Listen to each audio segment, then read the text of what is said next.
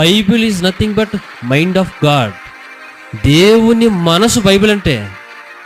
దేవుని మనసుని తెలియకుండా, దేవుని ఉద్దేశం అని తెలియకుండా ఏదో బైబిల్ అన్నట్టు బోధించుకుంటూ వెళ్ళిపోతుంటే దేవునికి అన్యాయం జరుగుద్దా, న్యాయం జరుగుద్దా? ఎందుకంటే ఉత్తరంలో రాసింది ఒకటి, వీరు బోధించే బోధకులు ఎక్కువ మంది వీళ్ళు చెప్పేది ఒకటే, ఆయన అనుకున్నది ఒకటి, వీళ్ళు బోధించేది ఒకటి. అప్పుడు ఏమవుతుంది? దేవునికి న్యాయం కంటే అన్యాయం, అక్రమం జరుగుద్ది.